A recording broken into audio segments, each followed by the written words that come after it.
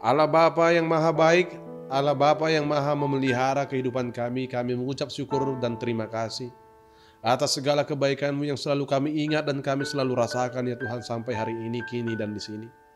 Ya Tuhan, kami akan mengawali segala aktivitas kami oleh firman-Mu. Biarlah Engkau yang bersabda dan oleh Roh Kudus membuka hati dan pikiran kami sehingga kami dapat mengerti maksud rencana-Mu lewat firman-Mu yang menyapa kami ya Tuhan pada hari ini. Biarlah Tuhan firman-Mu menjadi pelita bagi kami.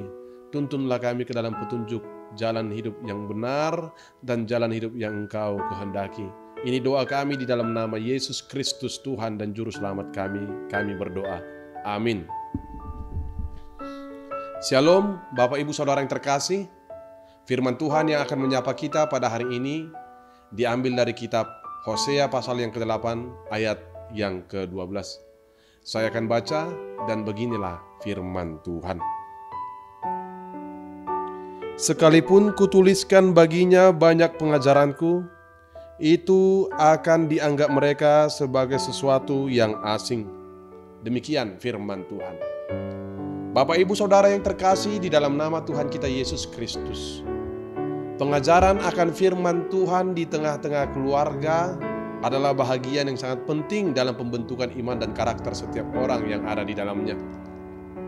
Tujuan dari pengajaran firman itu dimulai dari sejak dini dan dilakukan setiap hari adalah agar setiap orang yang berada di dalamnya tetap hidup sesuai dengan kehendak firman Tuhan dan tidak bergeser dari apa yang ditujukan, yang disampaikan kepada setiap orang yang telah menerima firman-Nya. Dan sejauh manapun dia pergi dan sekalipun situasi yang dihadapinya tidak mendukung kehidupan sekalipun, itu tidak akan pernah bergeser sebab firman Tuhan sudah menjadi pemimpin di dalam kehidupannya.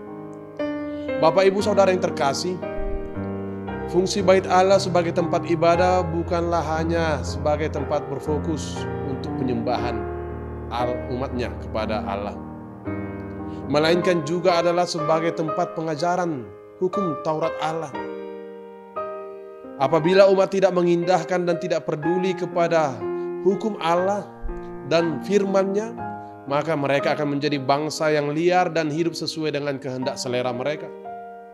Mereka mengabaikan ajaran Taurat Tuhan dengan mengangkat raja dan pemuka bangsa mereka tanpa persetujuan dari Allah. Dalam menjalankan pemerintahan bagi bangsa mereka sendiri pun mereka melakukannya dengan cara pemerintahan bangsa-bangsa kafir yang tidak mengenal Allah. Mereka melupakan dan mengabaikan Allah yang telah menebus mereka dari tanah perbudakan Mesir. Hukuman bagi orang yang melawan Allah juga telah diatur dalam hukum Taurat Tuhan. Api yang menghanguskan sebagai simbol dari murka Allah yang akan datang melalui peperangan yang akan menghanguskan setiap kota hingga istana raja. Mereka akan menjadi bangsa yang terbuang.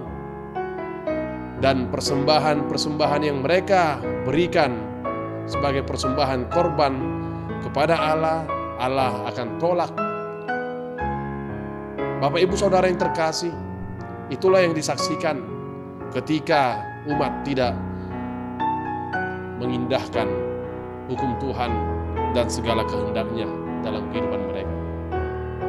Namun ada satu hal yang perlu kita ingat, yang memberikan kita hati yang tetap tentram dalam percaya kepada Allah yang maha baik dan maha kasih kepada kita. Kita disadarkan bahwa sekalipun Allah dapat murka akan pelanggaran dan pemberontakan kita manusia, Dia tetap mau berjanji dalam kasih dan setianya. Kasih dan setianya menggambarkan kepeduliannya atas kelemahan dan segala keterbatasan kita dalam menaatinya.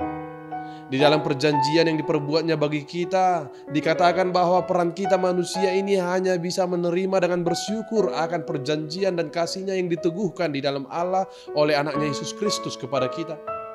Menerima perjanjian itu, yaitu dengan kita mau untuk menaatinya dan melaksanakannya.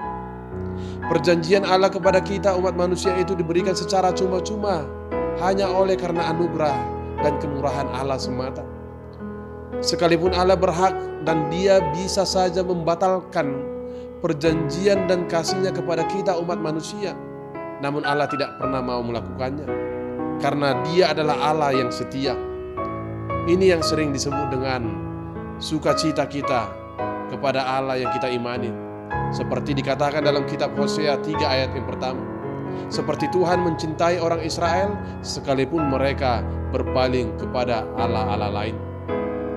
Bapak, Ibu, Saudara yang terkasih, firman ini bertujuan untuk mengingatkan dan menuntun kita kepada keselamatan yang hanya ada di dalam Tuhan Yesus Kristus. Firman-Nya bermanfaat untuk mengajar, menyatakan kesalahan, memperbaiki kelakuan, dan mendidik orang dalam kebenaran.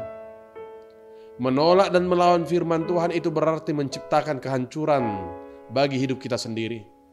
Oleh karena itu, cintailah hukum dan pengajaran Tuhan, sebab itulah sumber kehidupan kita. Amin.